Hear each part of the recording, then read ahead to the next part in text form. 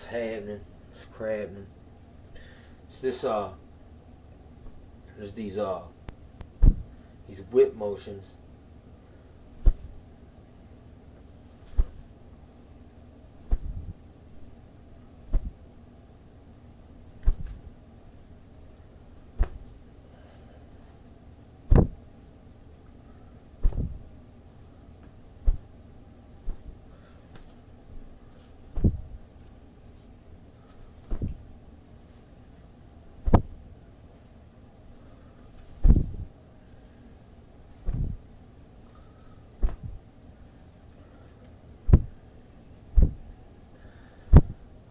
It's weird. It's like you kind of gotta be jiggly. Like you gotta be easily be able to do this. So I'm loose, and I'm just like flinging it out there. It starts loose, and it ends loose. It's weird.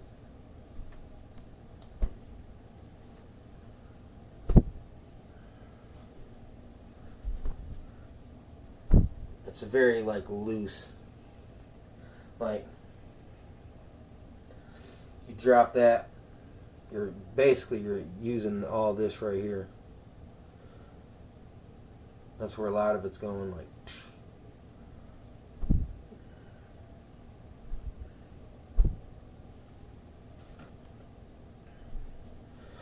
Then you can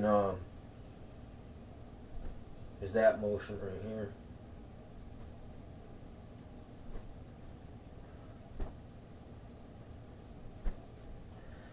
Kind of going from here to there, but once again staying really like jiggly. That one's more like hitting around here, so you do.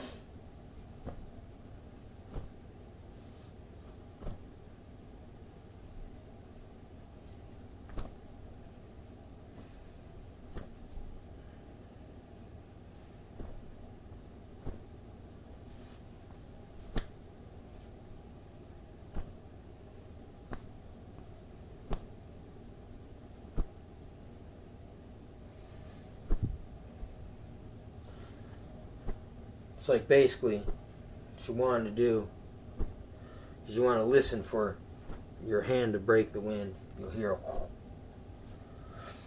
every time you can generate enough whip or torque or just any kind of speed where it makes the whip sound, you can hear it.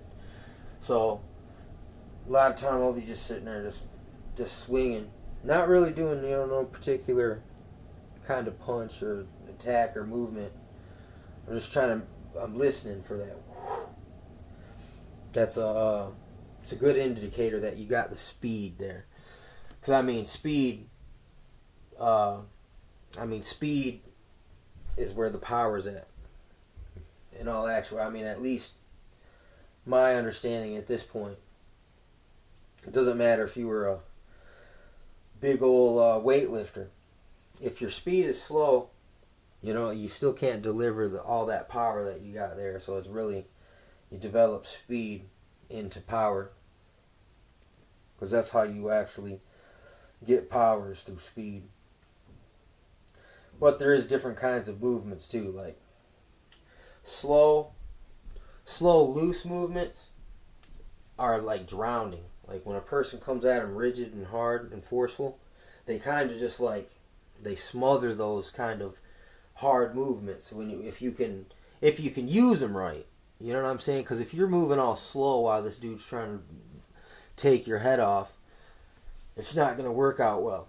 So, but the slow force sometimes overpowers a hard, forceful forward, pedal to the floor. Sometimes you can choke it out with this weird blobby kind of. It's what it is you're turn. You see how my arms? Watch them. See how they're moving? It's because they're dead weight. That's like what you're doing, you know? It's like if you ran at someone, jumped in the air, and when you landed on them, you just went like a sponge and just laid all your weight on top of them. Just them going like this, trying to get away from you, would wear them out. And all you'd have to do is sit there and ride them like a bull for a second. And by the time that you get off of them, they're going to be a little winded. You know what I'm saying? So it's just a strategy. But it's these whip. This is just it's a sound. But if you can learn how to generate that sound, it's like then you can learn how to aim it. You know what I'm saying? Like at the candles, that's how you blow out the candles, or you move a piece of paper on a counter, you know, from a few inches away with the wind from your hand. That's how you get that. And what else is it? Oh, I forgot what I was going to say. Anyway, yeah, the whip from the hand will help you get. You got to learn how to aim it at the candles, and then that's how you learn how to blow them out, basically. And then after you learn how to do it like one way, then you flip it, like blow it out like that, blow it out like that, blow it out from the side or this way. Do it with 2 fingers like that. And then as you get good at it, it's like then you can start doing it soft, and as long as your aim is correct, you'll knock it out. And the only way, really, too, that you can attain you can make the sounds just from the motions is through a looser force. You know what I'm saying? Anytime that you try to go all hard, you don't never get it. So it comes from being loose, and it's kind of like swinging around dead weight. It's like you throw a lot of energy into it, and then just let it go. Let the dead weight carry through. And this is kind of how that's how you get the whip force or the flapping force. There's a couple different ways that I personally describe it to myself.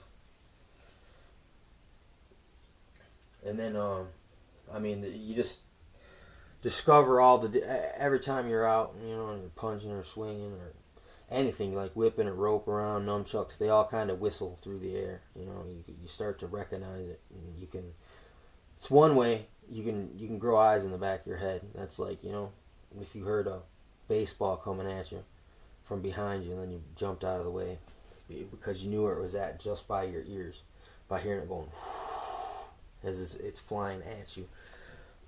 It's the same. All these things work together as training in that same perception right there. So that's what's up.